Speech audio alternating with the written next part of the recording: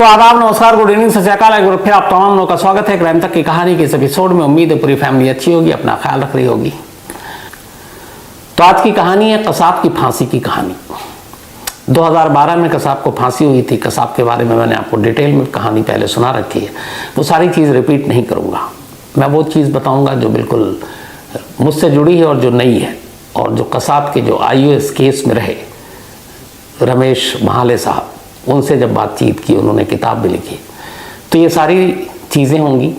और वैसे तो दोस्त हैं लेकिन चैनल अलग अलग है तो कंपटीशन भी होता है। तो जितेंद्र दीक्षित का भी इसमें जिक्र होगा, इसमें उमेश कुमावत का भी जिक्र होगा। ये दोनों उस वक्त ABP में थे। जितेंद्र तो अभी भी ABP में है, उमेश ने कोई और चैनल ज्वाइन कर लिया। 21 नवंबर 2012 की सुबह अजमल कसाब को फांसी दी गई थी पुणे की यरवदा जेल में। 21 नवंबर को दिन था बुधवार। 20 नवंबर मंगलवार की रात रूटीन के हिसाब से रोज़ाना की तरह मैं अपना काम ख़त्म करने के बाद, वारदात पूरा करने के बाद घर पहुंचा। वही लगभग जो एवरेज टाइम होता है 11:30-12 के आसपास घर गया। नॉर्मल था, कोई ऐसी बड़ी खबर भी नहीं थी उस दौरान में देश में, तो रूटीन खबरें चल रही थी। वारदात पूरा करने के बाद घर गया, बीवी से गप्पे मारी और सो गया। सुबह जब मेरी आंख खुली तो मेरे मोबाइल की घंटी से खुली। देखा तो सामने बॉस का नंबर था, सुप्रिया प्रसाद जी हमारे बॉस। नींद में था, फोन उठाया। जो पहली लाइन थी उनकी, सो रहे हो? मैंने कहा जी सर। अब सुबह सुबह का वक्त है, आदमी सोएगा ही। तो कहा सोते रहो, तुम सोते ही रहो, तुम्हें कुछ पता भी नहीं है। तो मुझे लगा अचानक क्या हो गया। कई बार ऐसा हुआ है, मॉर्निंग में जब आँख खुलती है तो किसी बड़े खबर की सूचना मिलती है। तो मैंने कहा तुम सब सोए रहो, सब नाकारे हो, सब बेकार हो।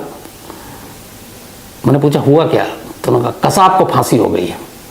अभी तक नींद में था, जब उन्होंने कहा कसाब को फांसी हो गई है तो यकीन मानिए कि वो सारी जो नींद थी वो फुर। और इधर अब मतलब अच्छा खासा नवंबर का महीना, सर्दी थी, लेकिन थोड़ी देर में खुद ही पसीने पसीने हो गया कि ये क्या हुआ। मतलब अजमल कसाब को फांसी हो जाए और एक क्राइम रिपोर्टर सो रहा और उसको खबर तक ना हो, भनक तक ना हो, और ये खबर भी उसको उसके बॉस से मिल रहा है। अगर किसी सोर्स ने फ़ोन करके उठा दिया होता तो फिर भी थोड़ी बहुत इज्जत बच जाती, लेकिन बॉस बता रहे हैं। तो भी उनको डांटना था, डांटने के बाद फ़ोन रखा। करना कुछ था नहीं, कर सकता नहीं था क्योंकि पुणे में फांसी हुई थी, लेकिन फिर भी अपनी बची खुची इज्जत बचाने के लिए फटाफट तैयार हुआ और सीधे दफ्तर आया, क्योंकि उसके बाद लाई और बाकी चीज़ें थी। लेकिन शर्मिंदगी ये थी कि हमें कसाब की फांसी की खबर नहीं थी। हमें क्या, इस देश के किसी भी क्राइम रिपोर्टर को, खासतौर पर दिल्ली में जो मौजूद थे उनमें से किसी को पता नहीं थी। सिर्फ एक चैनल और 2 रिपोर्टर को ये मालूम थी, और उस रिपोर्टर से जुड़े हुए जो उनके बॉसेस थे उनको मालूम थी। और ये 2 रिपोर्टर थे, एक उमेश कुमावत और दूसरा जितेंद्र दीक्षित। मैंने कई बार पहले भी जिक्र किया है, जीतू का अच्छा दोस्त है और उससे मैंने आज बात भी की थी बल्कि। तो ABP में ये दोनों धुरंधर मतलब क्राइम रिपोर्टर, मुंबई में इनसे अच्छा क्राइम रिपोर्टर को है ही नहीं। तो बस इन दोनों को पता था और ABP न्यूज़ चैनल को पता था, और इन लोगों ने कसाब की फांसी की खबर ब्रेक की। आप यकीन मानिए अगले 1 घंटे तक किसी चैनल पर ये खबर नहीं चल रही थी। वजह ये कि एक तो सोर्स कंफर्म नहीं हो रहा, कोई बताने को तैयार नहीं कि फांसी हो गई कि नहीं हो गई। 1 घंटे के बाद महाराष्ट्र के गृह मंत्री, तब RR पाटिल हुआ करते थे, उन्होंने ऑफिशियली बाइट दी मीडिया को। तब पता चला कि सच में कसाब को फांसी हो गई। इसके बाद तो हर चैनल पर पूरे दिन कसाब की फांसी की खबर थी। अब सवाल ये मिस कैसे हुआ, और सवाल ये भी है कि उमेश और जितेंद्र दीक्षित को ये कैसे पहले खबर मिली। तो उसी की पूरी ये मेरी नाकामी की कहानी की पूरी कहानी सुनाता हूँ आपको। हुआ ये कि मंगलवार यानी कि 20 नवंबर, मंगलवार का दिन था 2012, शाम 7 से 8 के दरमियान वक्त होगा। उमेश कुमावत को पहली बार उसके सोर्स से खबर मिलती है कि कसाब को कल सुबह फांसी होने वाली है। और कसाब उस वक्त मुंबई के आर्थर रोड जेल में बंद था। आर्थर रोड जेल में फांसी के लिए फैसिलिटी नहीं है, सुविधा नहीं है, तो फांसी दी जानी है पुणे की यरवदा जेल में। वहाँ फांसी पहले भी हो चुकी है। तब ऑर्थर रोड जेल से निकालकर कसाब को पुणे ले जाना था और सुबह फांसी होनी है। ये बात उमेश को पता है, जितेंद्र दीक्षित को पता है, इन्होंने अपने बॉस को बताया। अब इस पूरी खबर को उन लोगों ने बहुत ही, किसी भी चैनल का हमारे पास होता तो हम भी ढिंढोरा नहीं पीटते, क्योंकि ब्रेकिंग करनी थी और ब्रेकिंग न्यूज़ देनी थी, तो राइवल चैनल को क्यों बताएं। तो उन्होंने ये पूरी खबर गुप्त रखी। कुछ ही लोगों को उस चैनल में, गिने चुने लोगों को ये खबर मालूम थी और उस वक्त तक ये भी नहीं था पक्का कि सच में होगी लेकिन खबर थी कि होगी। ओबी वैन जिससे लाइव करते हैं, उससे उमेश कुमावत रात को ही मुंबई से पुणे निकल गया। इधर जितेंद्र दीक्षित एक दूसरी ओबी लेकर मुंबई के ऑर्थर रोड जेल पहुंच गया। अब मुंबई के 2 क्राइम रिपोर्टर इस खबर को फॉलो कर रहे हैं। जितेंद्र ऑर्थर रोड जेल से और उमेश कुमावत पुणे यरवदा जेल के बाहर पहुंच रहा है। रात के अंधेरे में बेहद खामोशी से उसने अपना ओबी वैन लगाया। ऑर्थर रोड जेल के बाहर कोई हलचल भी नहीं थी, दुनिया को पता भी नहीं, सब सो रहे हैं, उनमें एक मैं भी। इसके बाद सुबह हुई। जब सुबह हुई तो उमेश कुमावत ने पहली खबर ब्रेक की कि कसाब को फांसी दे दी गई। ABP पे जब ये खबर चली तो कोहराम मच गया हर चैनल पर, सभी सो रहे थे, ये क्या हुआ। अब कोई कंफर्म करने को तैयार नहीं। एक तो जब फांसी दी जाती है तो जेल के अंदर के मोबाइल सब बंद कर दिए जाते हैं, किसी को पता ना चले। और कसाब की फांसी में ज़्यादा गोपनीयता इसलिए रखी गई थी कि कहीं कोई ऐसा ना हो कि कसाब के काफिले पर ऑर्थर रोड से पुणे ले जाते हुए हमला कर दे, उसे मार दे, या फिर इससे कोई और तनाव हो। तो सारी सरकार ने भी इसको बेहद खामोशी से अंजाम दिया। अब फांसी की खबर चल रही है, बाकी चैनल डर से चला नहीं रहा कि पता नहीं सच है कि गलत है, क्योंकि ऐसा कैसे हो सकता है किसी को पता ना हो। 1 घंटे के बाद मुंबई में अब तमाम रिपोर्टर किससे पता करें, तो मुंबई में जो महाराष्ट्र के होम मिनिस्टर हैं वही बता सकते हैं, क्योंकि तमाम जेल उन्हीं के अंडर में है। RR पाटिल साहब तब उस वक्त होम मिनिस्टर हुआ करते थे महाराष्ट्र के। उनके घर पहुंच गए सारे जितने भी रिपोर्टर की फौज थी और आखिरकार 1 घंटे बाद उन्होंने कैमरे पर कहा कि हाँ, आज सुबह पुणे की यरवदा जेल में अजमल कसाब को फांसी दे दी गई। और इसके साथ ही हर चैनल पर खबर की बाढ़ और हर चैनल के बाकी रिपोर्टर को, ABP के उन दोनों को छोड़कर धुरंधरों को गाली और डांट। 1-2 रिपोर्टर को तो मुंबई के शायद नोटिस देकर नौकरी से भी निकाल दिया गया था इस चूक के लिए, कई को और नोटिस दिया गया। अब ये सब कुछ हो गया। उसके बाद दिन भर हम लोग क्या करते, बस वही जो एक होता है ना कि महफिल लुट गई, उसके बाद आप क्या करेंगे, तो बस वही कसाब के बारे में ये वो उसका केस जितना भी था यही सब चलता रहा। जो खबरें आने लगी फिर वो करता रहा। तो सोते हुए कसाब को फांसी हो गई, ये सारी चीज़ें थी। लेकिन फिर दिन भर उसी लुटे हुए एहसास के साथ लाइव पे खड़ा हूँ कि हम लोगों को ये पता नहीं है। अब ये जब सारी चीज़ें हो गई, उसके बाद मैंने जितेंद्र दीक्षित से बहुत लंबी बातचीत की। इसके बाद फिर मैंने इस केस के जो IO हैं रमेश महाले साहब, उनसे भी बात की। वो रिटायर हो गए, उन्होंने किताब भी लिखी है, उस मराठी में लिखी है और हिंदी में उसका मतलब है मैं और कसाब। तो फिर उसके बाद पूरी कहानी आई कि आखिर ये इतनी गुप्त तरीके से फांसी दी गई तो इसकी वजह क्या थी और क्या हुआ था और क्यों इस बात को छुपाया गया था। 21 नवंबर 2012 को फांसी दी गई। उससे करीब 8 दिन पहले मुंबई की एक लोअर कोर्ट ने कसाब के नाम डेथ वारंट निकाला था, क्योंकि उसकी माफी, मर्सी पिटीशन सब खारिज हो गई थी। 8 दिन पहले मुंबई की एक कोर्ट ने डेथ वारंट निकाला। ये मैंने आपको बताया शुरू से ही कि जिस केस में FIR दर्ज होता है जिस इलाके में, और जहाँ से इस मुकदमे की शुरुआत होती है लोअर कोर्ट से, वहीं उस मुकदमे का अंजाम होता है, ख़त्म वहीं होता है। तो जिस कोर्ट ने सज़ा सुनाई है निचली अदालत ने, वही जब फांसी की अगर सज़ा होगी तो डेथ वारंट पे उसी कोर्ट का जो है दस्तखत होगा। तो मुंबई के लोअर कोर्ट ने 8 दिन पहले यानी कि 21 को ही ये हुआ, तो आप मान कर चलिए कि करीब 13 या 14 नवंबर को डेथ वारंट जारी कर दिया। जिस दिन ये डेथ वारंट जारी हुआ उसी दिन कसाब को जाकर बता दिया गया कि तुम्हारी फांसी की तारीख हो गई है, 8 दिन के अंदर अंदर अब तुम्हें कभी भी फांसी हो जाएगी। पहली बार कसाब को ये बात पता चली थी। इससे पहले कसाब का रवैया क्या था? कसाब का रवैया ये था कि वो पूरी तरह से, एक तरह से उसे यकीन था कि उसे आराम से कम 8-10 साल तो वो जेल में जिंदा रहेगा, इससे पहले फांसी नहीं होगी। इस पूरे केस के जो 26/11 हुआ और अजमल कसाब के इन्वेस्टिगेटिंग अफसर यानी कि आईओ थे रमेश महाले साहब।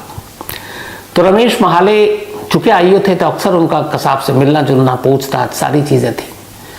तो इतनी बार मुलाकात के दौरान कसाब को महाले बहुत अच्छी तरीके से समझ चुके थे और कसाब भी ज्यादातर महाले से ही बात करता। महाले साहब की खासियत थी कि उनको गुस्सा कम आता, बाकी मतलब एक होता है ना, कठोर पुलिस वाले टाइप नहीं थे, सज्जन पुलिस वाले थे। तो कहीं ना कहीं कसाब को भी लगता होगा कि इन तमाम पुलिस वालों के बीच में एक अच्छा पुलिस वाला उसे नजर आ रहा जो प्यार से बात करता है। तो इन दोनों के बीच में झगड़ा भी होता और इन्हीं महाले साहब को कसाब ने एक दिन कहा था कि देखिए वो मुझे पता है इस देश में फांसी इतनी जल्दी होती नहीं है। उसने एक एग्जाम्पल दिया, उसने कहा 8 साल से ज़्यादा हो गए, पार्लियामेंट पे अटैक किया था अफजल गुरु ने, अभी तक उसको फांसी नहीं हुई, दिल्ली के तिहाड़ में बंद है। और इससे पहले पता नहीं कितने साल पहले हिंदुस्तान में फांसी हुई, और सच में उससे पहले जो फांसी हुई थी बहुत पहले हुई थी। तो उसने कहा कि मुझे भी इतनी जल्दी होगी नहीं और आराम से 8-10 साल तो मैं जिंदा रहूँगा, बेफिक्र रहूँ। तब महाले साहब ने कहा था कसाब से कि ऐसा नहीं होगा, तुझे जल्दी फांसी होगी। और कहते हैं कि इस पर कसाब ने शर्त भी लगा ली थी। तो उसने कहा आप देख लेना 8-10 साल से पहले नहीं होगी। तो उसे ये यकीन था कि उसे फांसी नहीं होगी। लेकिन 19 और 20 नवंबर की रात, वो रात थी जब डेथ वारंट जारी हो चुका है, 6-7 दिन हो चुके हैं, अचानक फैसला लिया गया कि 21 नवंबर की सुबह कसाब को पुणे की यरवदा जेल में फांसी दी जाएगी। अब उसे ऑर्थर रोड जेल से पुणे ले जाना है, लगभग 2-3 घंटे का सफर है, 4 घंटे का। तो गाड़ी रात के करीब 12 बजे थे। 19 और 20 नवंबर की ये दरमियानी रात थी। चूंकि रात में इसलिए कि कसाब को लेकर जाना है, इस मामले को छुपाना भी है और बड़ी खामोशी से ले जाना है, दुनिया को और मीडिया को भनक न लगे। लेकिन जो जितेंद्र और उमेश कमावत उन दोनों को पता था ये बात। तो रात के अंधेरे में निकाला गया कसाब को, बाकायदा सुरक्षा की पूरा इंतज़ाम था, 20-25 कमांडो और उन सब की निगरानी में गाड़ियों का एक काफिला खामोशी से आर्थर रोड जेल से निकला और पुणे के लिए रवाना हो गया। जिस गाड़ी में कसाब बैठा था उसी में महाले साहब बैठे थे, आईओ जो थे, क्योंकि वो कसाब के साथ घुले मिले हुए थे। तो उससे पहले ये हुआ कि जब वो आर्थर रोड जेल पहुंचने के बाद जब पहली बार उस रात कसाब से आमना सामना हुआ तो रमेश महाले साहब ने कसाब से पूछा, पहचाना मुझे? उसने भी जवाब दिया, हाँ साहब, आप महाले साहब हो। तो उनका तू तो कह रहा था 8-10 साल से कम पहले फांसी नहीं होगी। बोला हाँ, आप जीत के मैं हार गया। इसके बाद उसको लेकर गाड़ी में बैठा, पूरे रास्ते मुंबई से लेकर पुणे की यरवदा जेल तक, इसके बाद कसाब ने एक लाइन नहीं बोला, वो पूरे रास्ते खामोश। उससे पहले जब उसको बताया गया 8 दिन पहले कि तेरा डेथ वारंट निकल चुका है, तो उसने कोई अपनी आखिरी ख्वाहिश भी नहीं जताई। लेकिन पूरे रास्ते उसने, महाले साहब का कहना है कि एक लफ्ज़ नहीं बोला, बैठा रहा। जिस गाड़ी में ले जा रहे थे उस गाड़ी का जो सीट था उस पर कपड़े के कवर थे। कहते हैं कि आधे रास्ते के करीब जाने के बाद अचानक उस गाड़ी में कुछ बदबू सी आई। उन्होंने ध्यान से देखा, गाड़ी के सीट पर बैठे बैठे कसाब ने एक तरह से यूरिन पास किया था, उसने सुसु किया गाड़ी के सीट पर बैठे बैठे, और वो कपड़े का कवर था सीट पर, तो वो साफ पता भी चल रहा था। दहशत इतनी थी कि वो गाड़ी में उसने सुसु किया और एक लाइन किसी से नहीं बोला। इसके बाद गाड़ी का काफिला करीब रात 3:30 बजे, बल्कि सुबह 3:30 बजे पुणे की यरवदा जेल पहुंचे। वहां जेल ऑफिशियल के हवाले किया गया और जो आईओ महाले और साहब और उनके साथ बाकी जो टीम थी वो वहीं रुकी। अगले दिन ये लोग लौटे थे। इनकी जिम्मेदारी अब ये थी कि एक तो ये खबर लीक ना हो, किसी को पता ना चले, किसी को भनक न लगे और कोई ऐसी लॉ एंड ऑर्डर की प्रॉब्लम ना हो। तो आखिरी मुलाकात जो महाले साहब की थी वो थी जब पुणे की यरवदा जेल के अंदर गेट के कसाब जा रहा था तब, और उनका कहना है कि उस वक्त भी जाते वक्त उसने कोई बात नहीं की। तो पहली लाइन आर्थर रोड जेल पे उसने कहा कि हाँ, मैं हार गया, आप जीत गए। और उसने कहा था 8-10 साल से पहले फांसी नहीं होगी, और जिस दिन उसको फांसी हुई 4 साल पूरे होने में 1 हफ्ता भी बाकी था, यानी कि 4 साल से पहले ही उसको फांसी हो गई, और उसकी उम्मीद थी कि 8-10 साल लगेगा। तो आखिरी मुलाकात उसी पुणे की यरवदा जेल के गेट पर हुई, और उसके बाद फिर अगले दिन तक वो वहाँ, अब खैर मीडिया में खबर आ गई थी, और उसके बाद फिर ये लोग वापस लौटे। तो सरकार ने इसीलिए इस मामले को गुप्त रखा था ताकि इस फांसी को लेकर कोई लॉ एंड ऑर्डर की प्रॉब्लम ना हो, और इसीलिए वहाँ पे पुणे की जेल के बाहर भी इंतज़ाम किया गया था। तो ये वो फांसी थी जिसकी खबर 2 रिपोर्टर को छोड़कर और उनके 2-4 बॉसेस को छोड़कर, यानी कि जितेंद्र दीक्षित और उमेश कुमावत, बाकी किसी को पता नहीं था।